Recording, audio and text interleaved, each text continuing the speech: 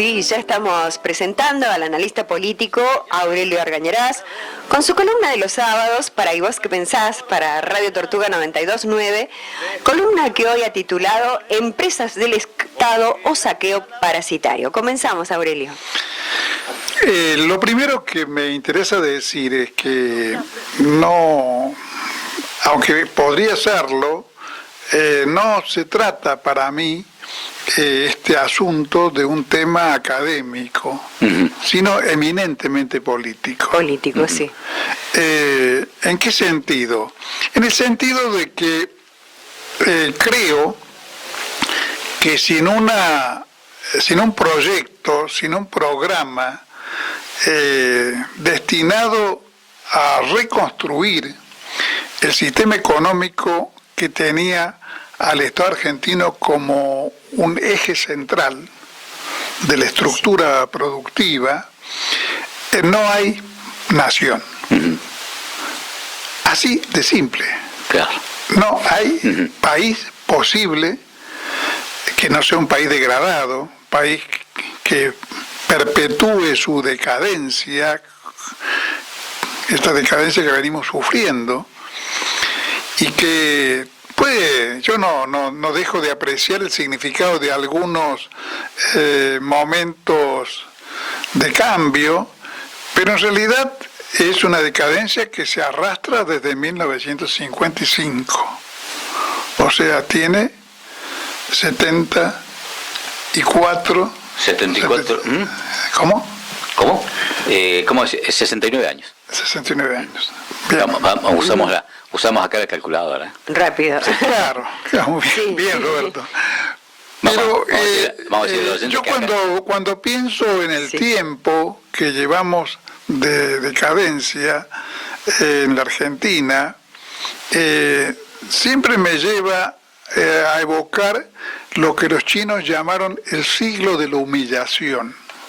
Es decir, un siglo durante el cual China, un país portentoso, que había sido la vanguardia de la civilización Sí. durante siglos y siglos, muy adelante de Europa, De Occidente, muy sí. adelante del resto del mundo, de pronto fue sometido a cañonazos por el Imperio Británico, obligado a comprar opio, a permitirle a los ingleses que vendieran opio, y humillado en manos de las potencias europeas, del Japón y de una élite de señores, que en algún momento se llamó señores de la guerra, que eran caudillos militares y parásitos en la economía. Vaya nombre, señores de la guerra. Señores de la guerra. Claro, claro. Y que digamos, Sí. se parecían mucho a nuestra élite empresaria. Mirá, sí. En el sentido de que carecían de un proyecto de país, se disputaban los pedazos de un país deshechos, se disputaban quién sacaba lonjas de ese país deshecho, descuartizado. Y nosotros tenemos una élite empresaria con esas características,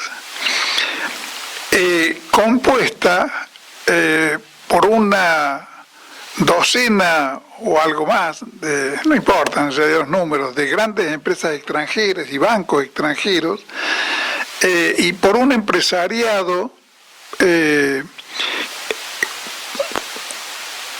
en parte es un Estado prebendario que se ha visto beneficiado con el traslado a sus manos de lo que era estatal. Y por una estructura agropecuaria que con características de apostar no a lo que apuesta el capitalismo moderno en el campo agrario, que es la multiplicación de la producción sobre la base de una creciente inversión productiva, generando cadenas de valor agropecuarias. Esos son los casos de Dinamarca, de Suecia, de Holanda, que son las cabezas mundiales. En el sentido, Holanda tiene índices de productividad agraria que no igualan ningún otro país en el mundo. Por ejemplo, obtiene en papas una cosa tan simple como sí, la papa, sí, aparentemente sí. tan simple, yo lo digo así, Sí. pero Claro, aclaro que no entiendo ni papa de la papa. Claro. Pero, Que quede bien claro. pero no se trata de fabricar reactores nucleares, sino de la siembra, Y el cosecha. cultivo y la cosecha de la papa. Claro. Obtiene en general el doble de producción en toneladas que los demás países. Y eso es acumulación de saber científico, aplicación del saber científico a la producción, y además aprecio del valor que tienen las cadenas de valor. O sea, esto que hemos visto acá en un par de columnas sobre establecimientos que tienen una economía vertical, y que en la Argentina me comentaba una economista del INTA hace unos días, que solamente hay 10 empresas en todo el país de ese tipo. Que tienen 10. una integración vertical en su producción. 10 empresas. Nada más. Nada más que 10 empresas. Claro. Que tienen, creo que la que más empleados tiene 140 empleos fijos, creo, si no me acuerdo Sí. mal. Pero son 10, cuando podría haber 10.000. Sí.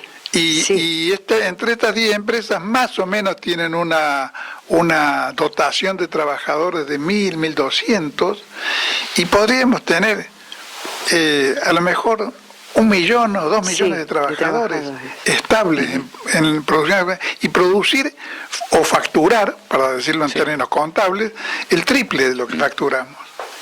Claro. Pero no porque hay que... Eso, a mí me decía Pedro Salas, que ha sido presidente de la Sociedad Rural de Córdoba, que cuando él planteó esta cuestión y buscó incluso créditos para hacer cosas similares, le dijeron hizo una campaña para ver qué interesados encontraba Claro. en el mundo agrario. Eso significa la idea con los negros. Mira. O sea, Claro. significa ser empresario, no ser rentista. Claro. Claro. Bueno, Ahí está la diferencia. ahí está la diferencia. Claro. Pero en conjunto, digamos, esta élite empresaria son nuestros señores de la guerra, de los cuales no podemos esperar nada. No hay manera de que el Estado pueda, mediante controles, alterar eso. Por eso digo que el tema no es académico, el tema es político.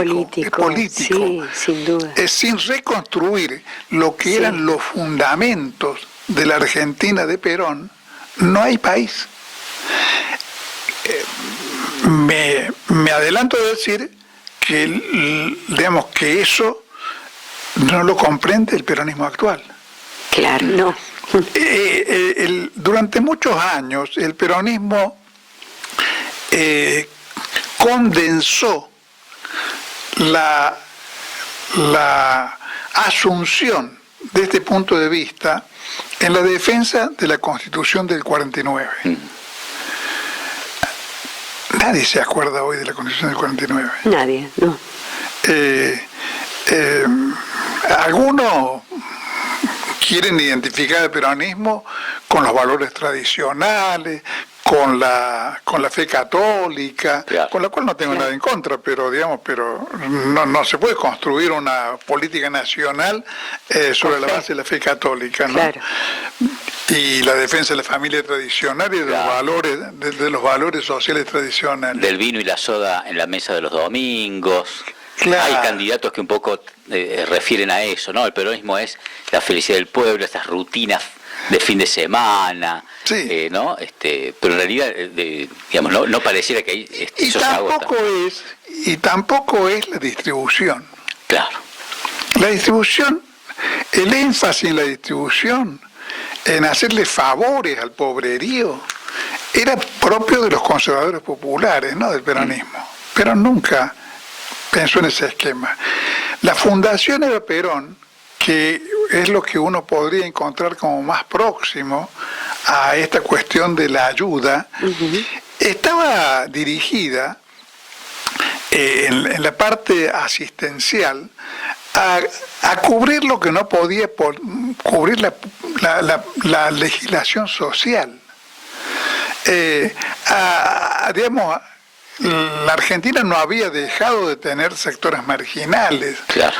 Sobre todo en lugares inhóspitos, Claro. como los que me tocó vivir a mí en la infancia, el norte de Córdoba, obrajes de hacheros. Alejado de los grandes centros urbanos, ¿no? Claro, alejados del mundo urbano, pero en el mundo urbano la Fundación Eva Perón, lo más que se evoca como realizaciones y preocupaciones en los campeonatos deportivos de los niños. Claro. Sí.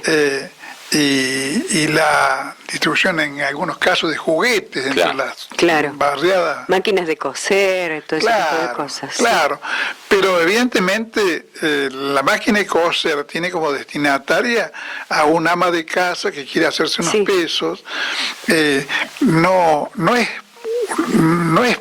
una parte subsidiaria de una política social. Lo principal de una política social está en la legislación laboral, en la existencia de los sindicatos, en estímulo de la fomentar industria.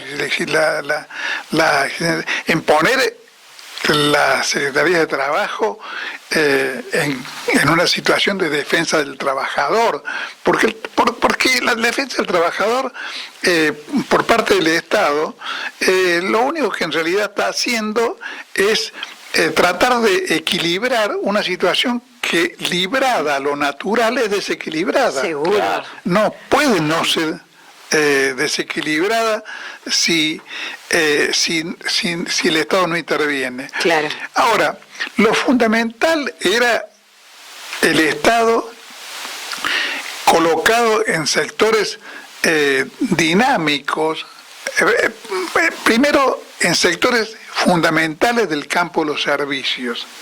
La Argentina, y esto creo que es algo que podría haber hecho y no hizo el kirchnerismo, la Argentina no puede salir del marasmo sin reconstruir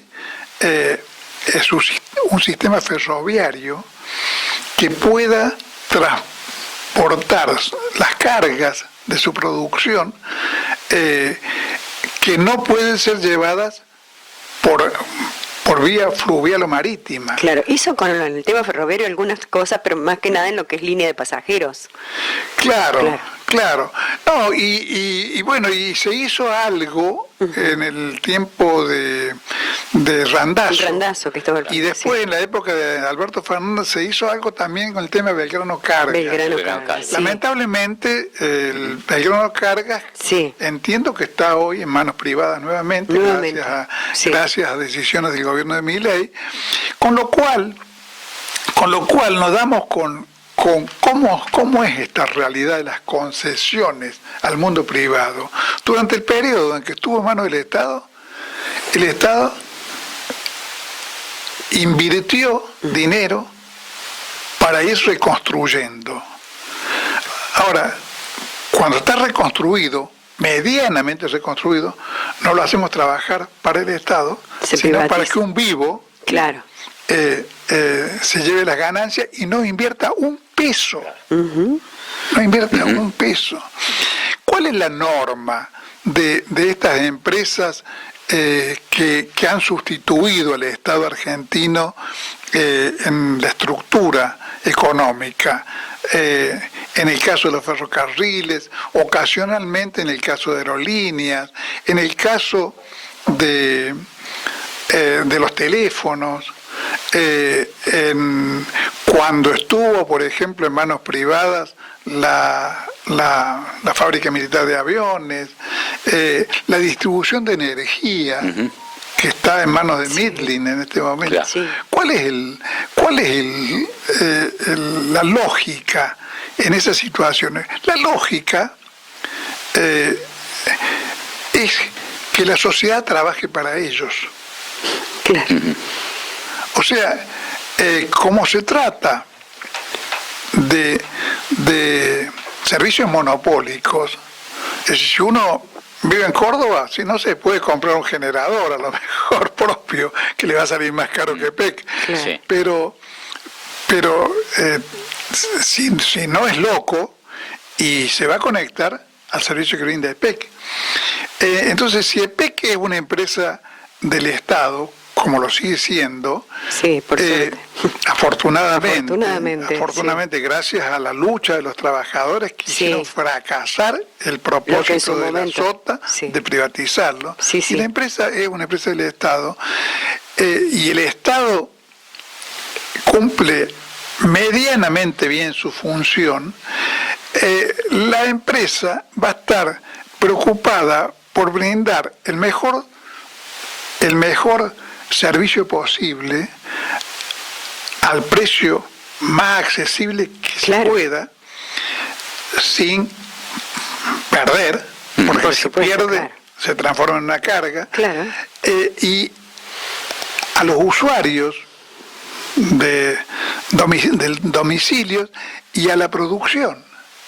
Entonces, la empresa está al servicio de que la producción reciba la energía, la fuerza motriz necesaria, Claro. al precio más barato posible, con lo cual logra menores costos y logra potenciar su capacidad competitiva. Claro, ahora, si la empresa es pública, es privada, claro. no, allí no es la empresa la que le sirve a los productores o a los consumidores, sino los consumidores y las empresas que reciben energía, las que están al servicio del monopolio privado. Claro. Porque el monopolio privado tiene la fuerza que da el monopolio. Claro, no hay otra cosa. Claro. Claro. Sí, sí. Era el rol que tenían los ferrocarriles en los tiempos de los ingleses. Los ingleses decidían qué es lo que se iba a producir y qué es lo que no se podía producir.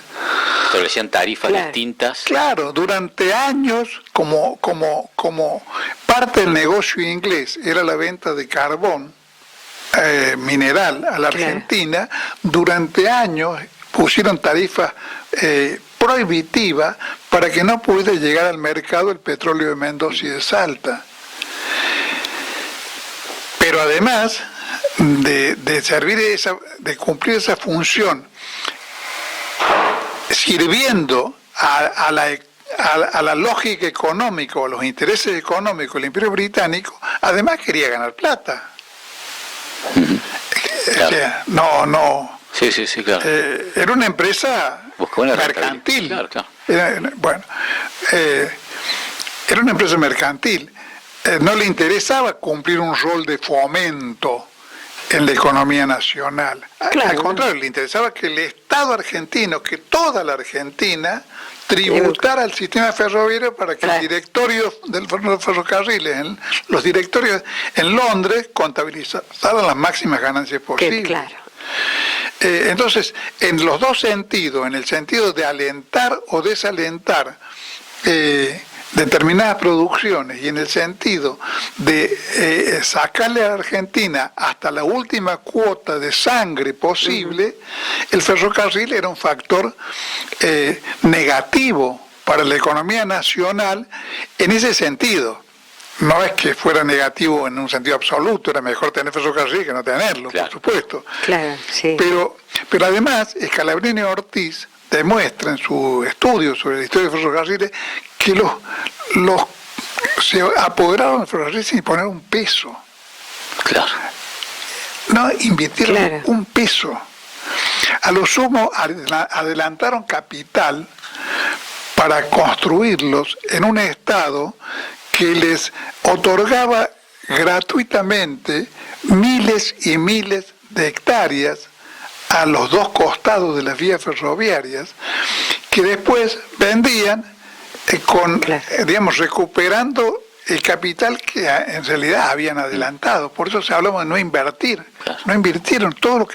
Además tenían un contrato leonino por los cuales la Argentina les tenía que asegurar una utilidad del 7% del capital invertido, que por supuesto era un capital invertido que lo dibujaban en un papel, claro, como hacen todas esas empresas. Claro. Entonces, por un lado está cuál es la lógica, por otro lado está una realidad muy elemental, y es que la Argentina, por ejemplo, entre otras cosas, tiene una exportación importante de granos. Ahora, los granos llegan a los puertos, claro, y son transportados por flotas extranjeras. Uh-huh. Esas flotas, cuando llegan al puerto de destino, digamos, el maíz, el trigo, la soja, vale lo que costó en el puerto más el valor del flete. Claro, sí. Por eso se habla de precio FOB o demás. Bueno, claro. Si la flota es argentina, el dinero de los fletes queda en la Argentina. Claro. Por eso, antes de que llegara Perón, el gobierno de Santiago del Castillo, el último gobierno conservador de la Argentina, creó la flota mercante del Estado. Y los gobiernos de Perón la desarrollaron enormemente, alentando además la fabricación de buques con el astillero Río Santiago y Tandanor, para construir una flota lo más poderosa posible que llegara en algún momento a transportar todas las cargas que la Argentina necesitaba transformar. Y lo mismo pasaba con la flota fluvial del Estado, que fue fundada en la época de Sarmiento. Bueno, todo eso fue deteriorado con una política que a lo mejor Roberto no, porque es más joven, pero los que tenemos un poco más de años, creo que podemos recordar la última etapa de la destrucción de Entel, la empresa telefónica. Sí. El desprestigio que se formó previo a la privatización fue tremendo. Fue tremendo, porque si uno es un partidario de la privatización y logra que lo nombran al frente de la empresa estatal, va a permitir que los empleados roben herramientas, claro, que los empleados hagan negocios propios, que los empleados extorsionen a los usuarios ofreciéndole claro, que la colocación de un teléfono, en lugar de tardar 2 años, se puede hacer en 10 días, pero hay que ponerse. Claro, eso era, sí.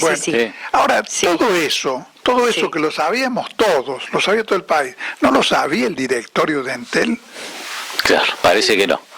No, lo sabía, lo sabía. Claro. Lo sabía. Actuaba como que no lo sabía. Porque era lo que ayudaba a después privatizar. Porque eso creaba un desprestigio tan grande de la empresa estatal que la sociedad argentina, cuando Menem privatizó los teléfonos, los recibió como si fuera un gran alivio. Sí, así fue. Claro. Un gran alivio.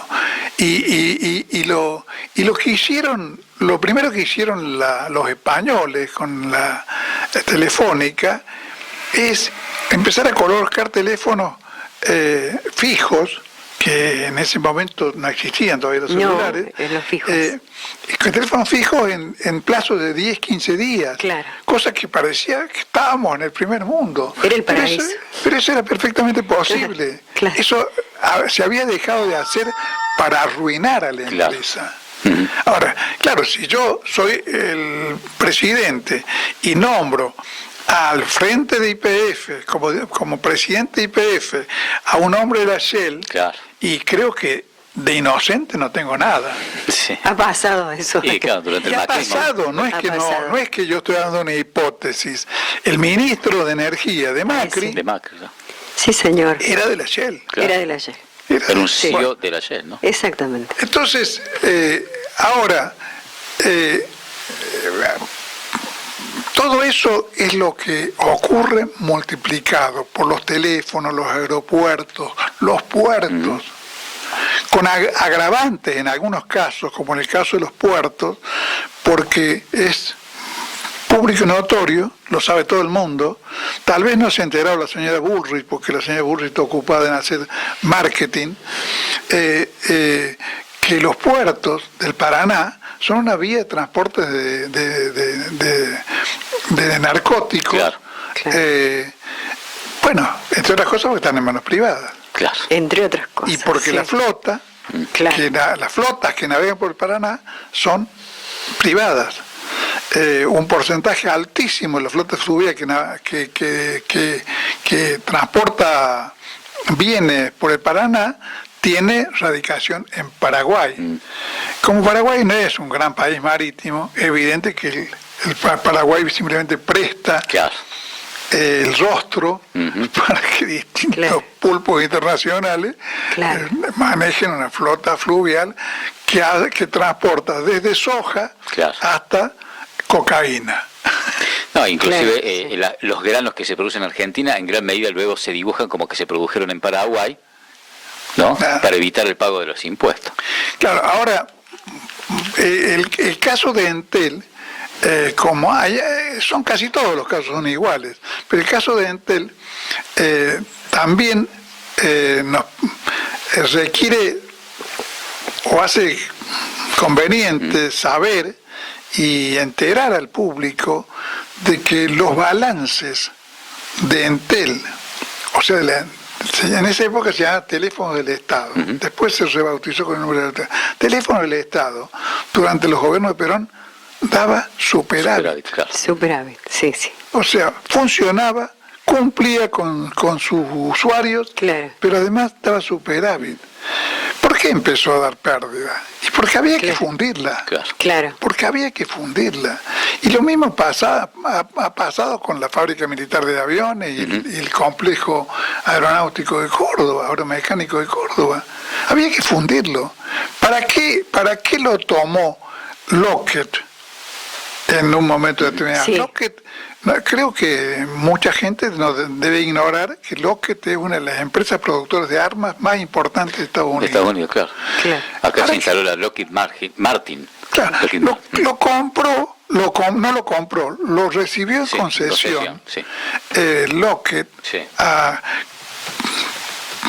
con las mismas motivaciones que la Serenísima podía recibir en concesión una fábrica de quesos de Chañar Ladeado. Claro. Para cerrarlo. Sí, claro. Para evitar que pudiera transformarse en una competencia, por una ejemplo. competencia. Bueno, Sí. esa es la lógica. Entonces, si no logramos primero reunir la acumulación de fuerzas Necesarias, claro. populares Sí. y políticas necesarias como para poder imponer ese programa a estos pulpas de los señores argentinos de la guerra, Los señores más de que la- de la guerra, de la rapiña. Los La nuestros rapiña. son de la rapiña. Porque además, si hubieran recibido las empresas públicas, pero tuvieran una lógica reinversora, bueno, podríamos decir, bueno, no está tan mal. Como se ve en otros lugares del mundo. O sea, Pero se son presta- todos fugadores, Claro. son todos fugadores de divisas, Sí. son todos especialistas en paraísos fiscales.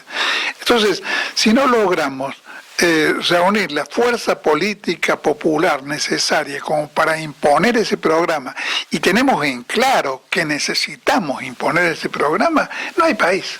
Hablando, sí, te interrumpo un segundo. Hablas de paraísos fiscales.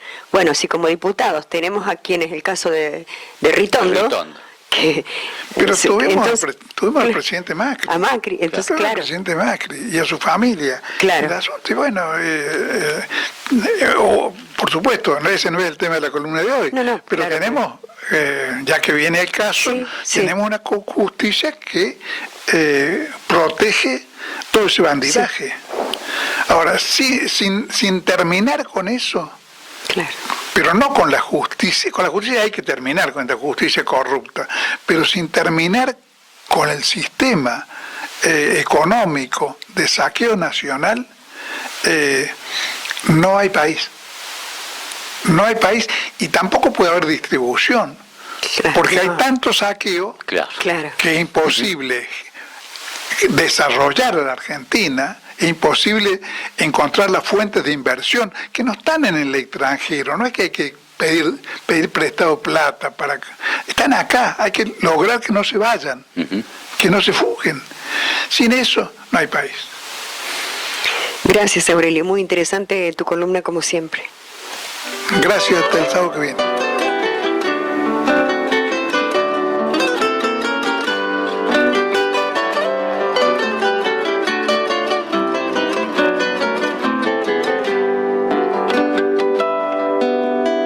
Se llamaban tierra adentro, la pampa y la cordillera, después fueron campo afuera, porque las palabras pesan, con esas cosas empiezan a vaciarnos las heces.